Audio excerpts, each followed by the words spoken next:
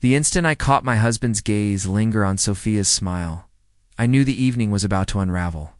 His tie slightly loosened under the glow of the chandeliers at the gala, seemed to mock me as he leaned closer to her, their conversation flowing to easily. I stood by the dessert table, clutching a glass of champagne, watching Daniel's laugh, vibrant, unguarded. A sound I hadn't heard in ages echo across the room, meant for someone who wasn't me. "Need a refill, ma'am?" A server paused beside me, his tray gleaming with fresh flutes of bubbly. "Please," I said, exchanging my empty glass for a full one, and maybe keep them coming. For the past hour, I'd been marooned at this corner of the venue, observing my husband morphed into a stranger. His navy suit, the one I'd picked out for him last week, now felt like it was tailored for her eyes. Sofia Delgado, his new project manager at Vertex Innovations, had been in his orbit for 6 months, and tonight, her presence was a gravitational pull I couldn't escape. "Emma, come meet Rachel from marketing," Daniel had said earlier.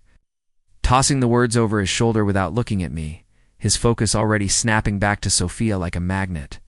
That was the only crumb of attention I'd gotten since we arrived, a perfunctory gesture, as if I were an afterthought at his company's annual gala. Sophia, with her sleek ponytail and emerald dress, exuded a polished charm that seemed effortless. She stood with one hand on her hip, the other gesturing animatedly as she spoke, her confidence radiating like heat. Daniel, usually reserved at these events, was all in nodding, smiling, hanging on her every word. "They seem cozy. Don't." A voice startled me. A woman I didn't know stood beside me, her eyes tracking my line of sight as she sipped a martini.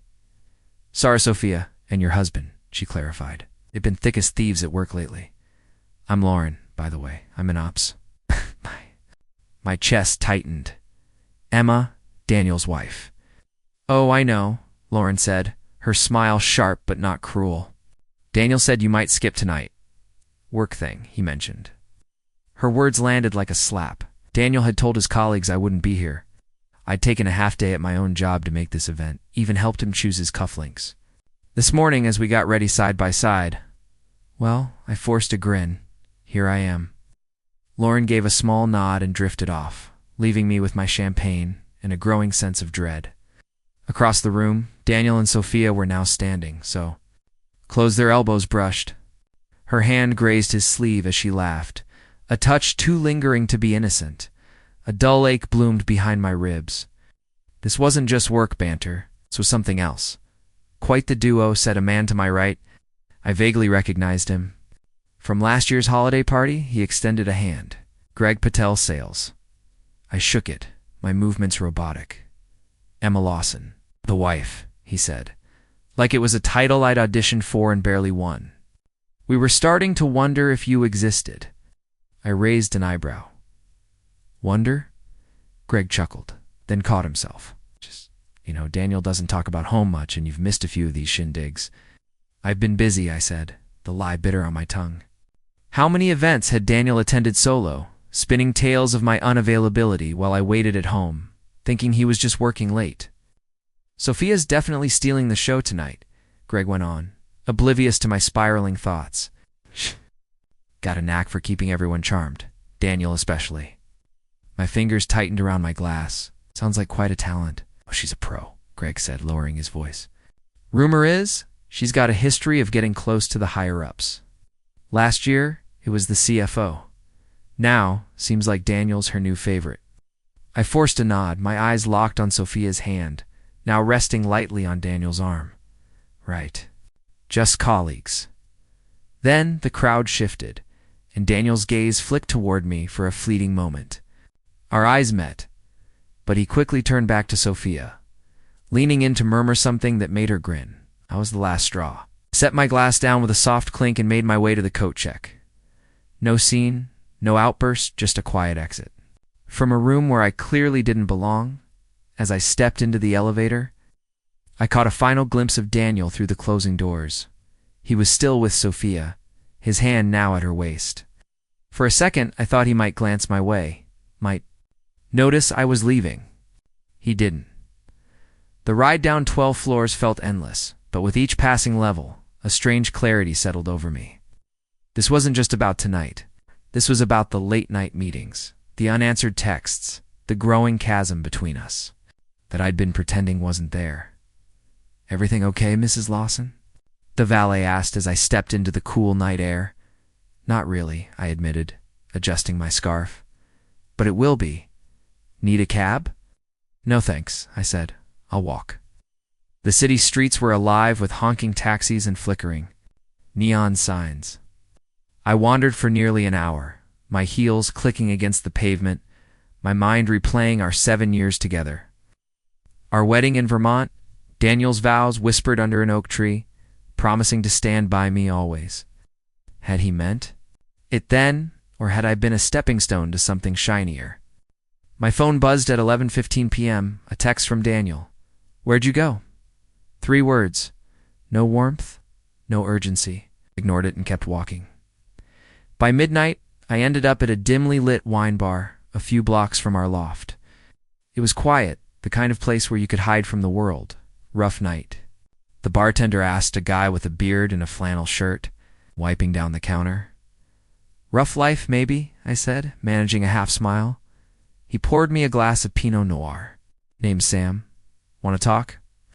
I didn't, but the wine and the weight of the night loosened my defenses. "I think my husband's cheating with his coworker." Sam's eyebrows shot up. "Ouch. You sure?" "I saw them tonight, too close, too comfortable." I sipped the wine, its warmth steadying me.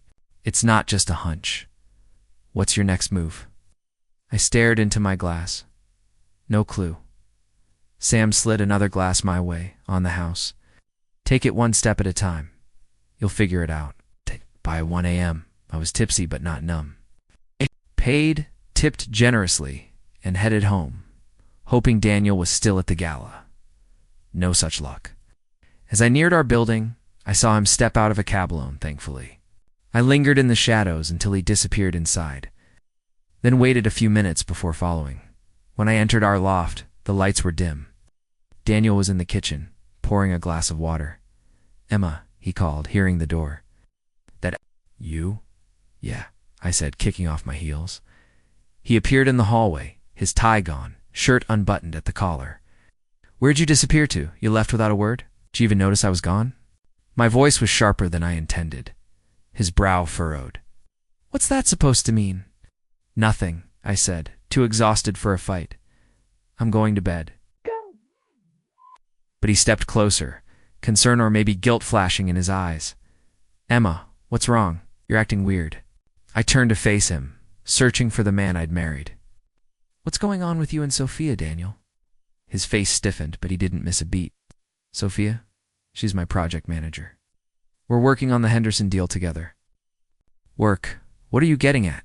His tone turned defensive. "I'm asking if you're sleeping with her." He laughed, but it was hollow. "Sleeping with her? Jesus, Emma, that's insane. She's a colleague." "Then why did Lauren from Ops think I wouldn't be at the gala? Why does Greg from Sales think you're her new favorite project?" Daniel's jaw tightened. "You're interrogating my coworkers now?" "Game to me," I shot back. "Apparently, I'm the invisible wife. No one expected to show up." He ran a hand through his hair. "You're blowing this out of proportion. Sophia and I are close because we're on the same team. That's it. Close enough to have her hands all over you tonight. Close enough to ignore me for hours? You're seeing things that aren't there? Am I?" I stepped closer, my voice low. "Then explain why you didn't even look at me after that one half-hearted introduction. Explain why you told people I wouldn't be there when we planned to go together." He hesitated. "Just a fraction too long. I thought you might bail. You've been so stressed with work." "Don't," I snapped. "Don't make this my fault." Daniel threw up his hands. "What do you want me to say, Emma? That I'm sorry for doing my job? For networking at a work event? I want you to tell me the truth." "There's nothing to tell," he said, but his eyes wouldn't meet mine. I shook my head, turning toward the bedroom. "I'm sleeping in the guest room. Emma, come on." But I closed the door behind me, locking it for good measure. I sank onto the bed, still in my dress, staring at the ceiling as the reality hit me. My marriage was crumbling, and I'd been too hopeful, too trusting, to see it coming. The next morning, Daniel was gone when I woke up. Posted on the fridge read, "Let's talk tonight. I love you." The words felt like a formality, not a promise. I called in sanitizing, unable to face my office's fluorescent lights and forced cheer. Instead, I scrolled through old photos on my laptop, Daniel and me hiking in the Adirondacks, kissing at his cousin's wedding, laughing over pizza on our 3rd anniversary. We'd been happy once, or had I just wanted to believe we were? My phone pinged with a text from an unknown number. "You should know the truth. Coffee. It's Lauren from Vertex." I'd agreed to meet her at a cafe near the office. Lauren was already there, stirring a latte, her expression tense. "Thanks for coming," she said. "I wasn't sure you'd show." "Why am I here?" I asked, cutting to the chase. She slid her phone across the table. "Look at this." It was a photo, time-stamped from last night's gala. Daniel and Sophia stood in a quiet corner, her arms around his neck, their faces inches apart. The intimacy was undeniable. My stomach dropped. "Where did you get this?" "A friend in catering snapped it," Lauren said. "I'm sorry, Emma. I thought you deserved to know." "Why are you doing this?" "Right." My voice was barely audible. Lauren sighed. "Because I've seen this before. Sophia's ambitious. She gets close to whoever can boost her career. And Daniel, not the first. Before you, there was a paralegal he was mentoring, and now, I pressed, now they're planning a work trip to Napa next week. I overheard Sophia booking a vineyard tour for 2.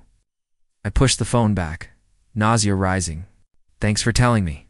What are you going to do?" Lauren asked, as I stood to leave, something I should have done sooner. That night, I set the table with candles and takeout from Daniel's favorite Thai place. When he came home, he looked wary but pleased. "What's this?" "An apology," I lied, pouring him a glass of Sauvignon Blanc. "I overreacted last night. I know your work with Sophia is important." His shoulders relaxed. "Thank you, Em. I hate fighting. With you." "Tell me about this Boston conference next week," I said casually, watching his reaction. He froze mid-sip. "Boston.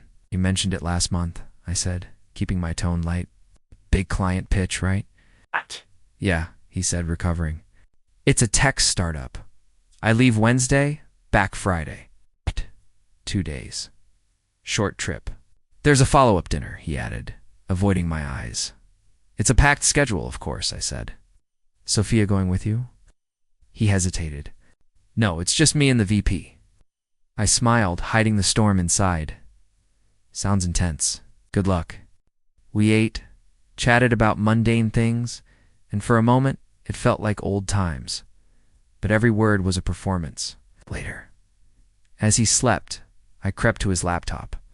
We'd never hidden passwords from each other, a trust that now felt like a betrayal. In his email, I found the truth. No Boston conference, but a 4-day trip to Napa with Sophia. Winery reservations, a boutique hotel, a hot air balloon ride for 2. I leaned back. The screen's glow illuminating my resolve. I didn't cry. I didn't scream. I opened my laptop and booked a ticket to Napa. The next few days, I played the perfect wife ironing his shirts, packing his suitcase, kissing him goodbye at the airport Wednesday morning. "Have a great trip," I said, my voice steady. "I'll call you when I land," he promised. I watched him disappear into the terminal, then drove home to grab my own bag. My flight left in 2 hours. In Napa, I checked into a modest and a mile from their hotel. The valley was stunning, rolling vineyards, golden sunlight, but it felt like a stage for my heartbreak. I rented a car, put on a wide-brimmed hat and sunglasses, and drove to their hotel, a chic resort nestled among the vines, by noon. I spotted them at the pool. Daniel in swim trunks, Sophia in a red bikini, their laughter carrying across the water. They shared a lounge chair, her arm around his waist. I snapped photos, my phone's camera silent but deadly. Evidence for the divorce I knew was coming, for 2 days. I tailed them dinners at Michelin-starred restaurants, wine tastings, a sunset stroll through a vineyard. Each image was a knife to the heart, but also a brick in the wall I was building around it. On the 3rd day, a man sat beside me at a winery's tasting room. He was in his 50s, with salt and pepper hair and a relaxed demeanor. "You've been watching that couple?" he said, nodding toward Daniel and Sophia. "Personal stake?" I tensed, then decided honesty was easiest. "Husband hers, not mine." He nodded, unfazed. "I'm Tom Rivera Pie. I've seen this play out before." He handed me a card. "You've got a case. Get a lawyer." "I don't want to ruin him," I said. "I just want out." "Smart," Tom said. "But protect yourself. Here's a guy in New York who can help." He scribbled a name, Karen Weisand. "A number." "Thanks," I said, pocketing it. "Word of advice?" Tom added, "Whatever you do it for you, not for revenge." I called Karen Weiss that afternoon. She was brisk, professional, and reassuring. Then I bought an envelope and a single sheet of paper. I wrote, "She's yours now. Good luck." I included my wedding ring and a printout of their itinerary at their hotel. I handed the envelope to the concierge. "For Daniel Lawson, please make sure he gets it today." I flew home that night, the weight of 7 years lifting with each mile. At JFK, I took a cab to my sister's place in Brooklyn, not our loft. She hugged me tight, no questions asked. The next day, I started untangling my life from Daniel's new bank account, half our savings, a call to a realtor. It was mechanical, almost meditative. My phone buzzed with a text from Daniel. "We need to talk. I'm back tomorrow. Dune. Our place," I replied hours later. "Fine, at noon." I met him at the loft. He looked wrecked and shaven, eyes bloodshot. "Emma," he said, voice cracking, "thank you for coming." "Say what you need to," I said, arms crossed. He sank onto the couch. "I messed up. Sophia and I. It started 3 months ago. 3 months since his promotion, since our date nights became work dinners, since he started keeping his phone face down." 3 months, I echoed. "And Boston? How many other trips?" 2, he admitted. Miami and Denver, and Napa was supposed to be what? Our romantic getaway? "I didn't plan it," he said weakly. "It just happened." I laughed, cold and sharp. 3 months of lies don't just happen, Daniel. He looked away. "I know I screwed up. Sophia was exciting. You and I, we got so routine, so you cheated instead of talking to me." "I was stupid," he said. "But I love you, Emma. I ended things with Sophia when I got your note." "How noble," I said, dripping sarcasm. "And she was fine with that?" His silence said it all. "She's already moved on," he mumbled. "Some VP in finance. Predictable." "What do you want from me, Daniel? A second chance?" "Yes," he said, eyes pleading. "I'll do anything counseling, whatever you want." I studied him, the man I'd loved for 7 years. Could I forgive him? Could I live wondering every time he was late? "I want a divorce," I said, his face crumpled. "Emma, please. We can fix this. You broke it," I said. "Softer now. You chose this." He cried then. Ugly sobs. But I felt detached, like watching a movie. "I'll agree to your terms," he said finally. "I owe you that." The divorce was quick. And clean. We split everything 50-50, sold the loft, and went our separate ways. I moved into a studio in the East Village, small, but mine. Daniel stayed with a friend, then got his own place uptown. The first months were raw. I'd reach for him in bed, forgetting he wasn't there. I'd start to call him about a promotion, then stop. But slowly, the pain dulled. I joined a book club, took up yoga, said yes to drinks with coworkers. I was finding myself again. For months post-divorce, I was hit by a cyclist while crossing the street. No major damage at sprained wrist. Some bruises, but I ended up in the ER. A nurse named Liam Carter checked my chart, his green eyes warm and steady. "Pain scale, 1 to 10? He asked. "Physically? Maybe a 4, I said. "Emotionally? That's trickier." He smiled, like he got it. "Let's focus on the wrist for now. We'll get to the rest." Over 2 days in the hospital, Liam was a bright spot. Neeking me coffee, chatting about sci-fi novels, treating me like a person. On my last day, he sat with me during his break. Want to talk about that emotional pain scale? I told him everything, Daniel, Sophia, Napa. He listened, really listened, then shared his own story. A girlfriend who'd left him for her ex after 2 years. How'd you move on? I asked. Time, he said. I was worth more than her betrayal. I smiled, a real one. Before I left, I asked for his number. He grinned, scribbling it on my discharge papers. I don't usually do this, he said. Good, I replied. I don't usually get mowed down by bikes to meet guys. His laugh was bright, unforced, nothing like Daniel's practice charm. We started small brunch, a museum visit, long talks over cheap wine. We were cautious, both scarred, but it felt honest. 6 months later, I saw Sophia at a coffee shop draped over a man in a tailored suit. She didn't see me, but Daniel did, catching my eye as he walked in alone. He looked older, diminished. Emma, he said, approaching. You look good. Thanks, I said, neutral. You okay? He shrugged. Getting there? You? Better than I thought I'd be. He glanced at Sophia, then back at me. I messed up, Em. I'm sorry, I know, I said. But it's done. Liam arrived then, sliding an arm around me. Ready, babe? I introduced them. Keeping? It vague Daniel mumbled a goodbye and left. Liam raised an eyebrow. Old friend? Old life, I said. My phone pinged Latora text from Daniel. Saw you today. Can we grab coffee sometime? I looked at Liam, his easy smile as we split a scone. I deleted the text without replying. Everything good? He asked. Perfect, I said, and meant it. That night in Liam's apartment, I thought about the gala, the betrayal, the long road to this moment. It had all led me here to someone who saw me, not a role I was supposed to play. A month later, Daniel texted again. Sophia's engaged. Guess I was just a phase. I didn't answer. That chapter was closed. Liam shifted in bed, his hand finding mine in the dark. I held it tight, knowing I'd found something real in the quiet. With the city humming outside, I realized that night at the gala hadn't broken me. It had freed me.